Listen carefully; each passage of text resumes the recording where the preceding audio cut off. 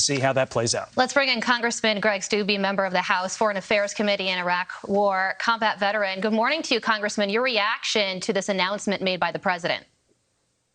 Well, it's interesting that, again, it's all about the climate and not about the national security interests of the United States. We need to be energy independent in this country, just like we were under President Trump. And that's not the direction that they're going. Not focused on liquid natural gas, but focused on energy independence, oil and natural gas right here in the United States. And if we're going to be shifting resources to ship those resources to Europe, it's going to take time for liquid natural gas transfer stations and all those type of capabilities to be put into place. And if they're still focused on shifting from fossil fuels, obviously it's still the Green New Deal, climate agenda type things. And you can't just flip a switch on solar or wind or other alternative sources of energy when the states and the countries are not prepared for that. People aren't going to have gas and energy to run their homes and heat their homes. You can't just make that turn in that quick period of time.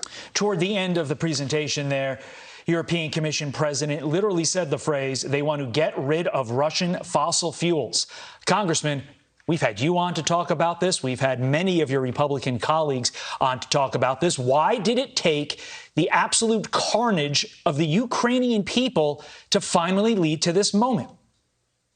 Because that was the only thing that would pressure this administration to actually shift from importing Russian oil and gas to this country versus producing it here ourselves. And now they're all trying to scramble to try to figure out how they're going to provide for the energy needs of their countries and their people while shutting down the domestic production of oil right here in the United States. Open the Keystone Pipeline, allow for the exploration of oil and gas here in the United States, open the federal lands that we have here in the United States. In a year, if they would have not shut down the Keystone Pipeline, that would be producing oil right now and delivering it to our country. You wouldn't see gas prices the way they are, which are obviously adding to the inflationary costs of everyday costs of goods at supermarkets and superstores and your food and all of that we could be avoiding if we just produce gas and energy right here in the United States. Yeah, so the president just announced 15 billion cubic meters of liquefied natural gas this year, going to Europe 50 billion cubic meters of liquefied natural gas by 2030.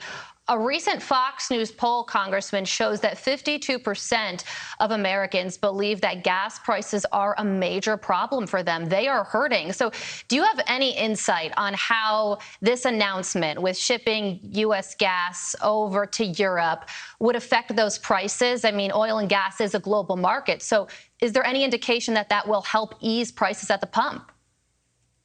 I don't think anything that this administration is going to do is going to ease prices at the pump, because they're refusing to allow for domestic production of oil, and they're trying everything they can to shut that down. And until you open that back up, and we're relying on our own energy production here in this country for the safety and security of the American people and to lower energy prices, I think you're going to see gas prices continue to increase, which is going to put a huge amount of pressure on inflationary prices. And you know it's bad when the Democrats are now talking about paying Americans $300 a week to cover the cost of the increase in gas supplies, because it's hurting the very people that they say that they support. Low to middle income earners, they're the ones that are most affected by increasing gas prices, who are working two jobs, trying to provide for their families. It's not the wealthy Americans that are impacted by the rise in gas prices. It's your low to middle income earners who are living paycheck to paycheck on a small amount of money, and that increase in gas prices is having a huge impact on their everyday living.